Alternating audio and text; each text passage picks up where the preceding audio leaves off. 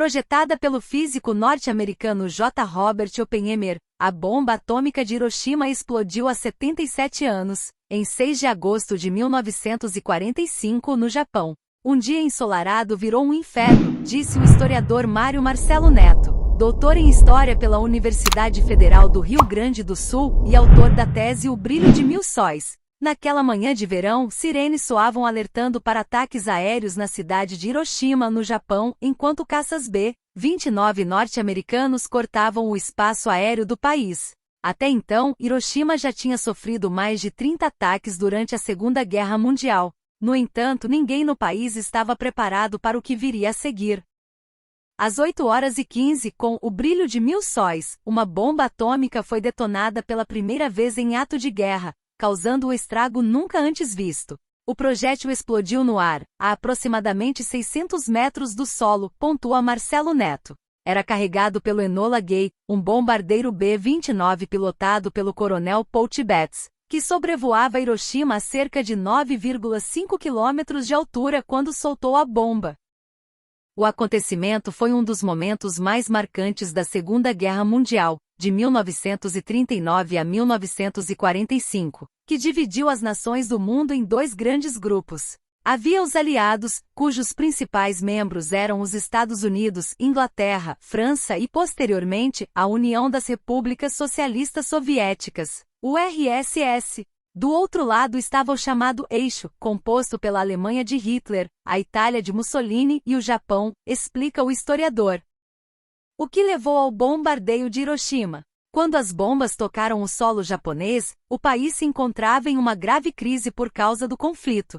Estava sem o apoio de seus dois principais aliados, sem dinheiro e enfrentando sozinho a potência que mais cresceu durante a guerra, os Estados Unidos, diz Marcelo Neto. Naquela altura, as cidades japonesas sofriam com uma intensa onda de fome, enquanto ainda recebiam bombardeios esporádicos, mas recorrentes. Para contra-atacar, o Japão começou a adotar medidas drásticas de combate, como o uso de pilotos kamikazes, que faziam missões suicidas e jogavam os aviões em seus alvos como forma de ataque, explica Marcelo Neto. Mesmo assim, o país do eixo estava longe de se render. Dentro do fascismo japonês havia estudos que reforçavam a superioridade do Japão em relação às nações ocidentais, e seguiam motivando sua permanência no conflito. No livro Inferno, O Mundo em Guerra de 1939 a 1945, o historiador britânico Max Hastings afirma que os japoneses acreditavam que a defesa vigorosa de suas ilhas ainda poderia evitar uma rendição em uma derrota absoluta. Essa crença seguia existindo mesmo depois do desembarque dos norte-americanos na ilha de Okinawa, em 1944, e das bombas incendiárias lançadas em Tóquio no início de março de 1945, que mataram mais de 100 mil pessoas em menos de 6 horas.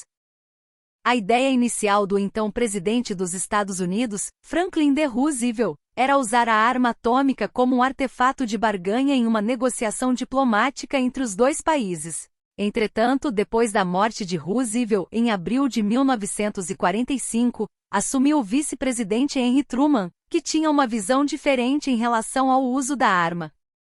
Em seu livro, Hastings escreve que a bomba nuclear passou a ser vista como uma alternativa aos prejuízos que ocorreriam em invasões terrestres ao Japão. Estava claro para os aliados que a derrota do Japão era inevitável, por razões tanto militares quanto econômicas, e que, portanto, o uso de armas atômicas seria desnecessário, diz o livro. Mas a perspectiva de ser obrigado a manter a luta contra bolsões de resistência fanática em toda a Ásia durante meses, talvez anos, era assustadora. Foi por isso que em 16 de julho daquele mesmo ano, a cidade de Alamogordo, no Novo México, tornou-se palco do primeiro teste com a bomba atômica criada por cientistas norte-americanos. Entre eles, Robert Oppenheimer, um dos principais envolvidos em seu desenvolvimento.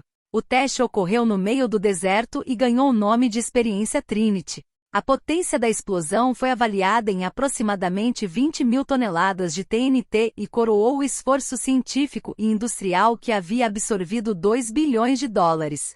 Mais de 70 anos depois do bombardeio, Hiroshima não mede esforços para que o evento que dizimou a cidade seja lembrado, segundo o governo da cidade. Quase diretamente abaixo do hipocentro da explosão da bomba atômica existe hoje uma estrutura conhecida como Cúpula da Bomba Atômica de Hiroshima. É a primeira coisa que se vê ao visitar o Parque Memorial da Paz, dedicado à tragédia.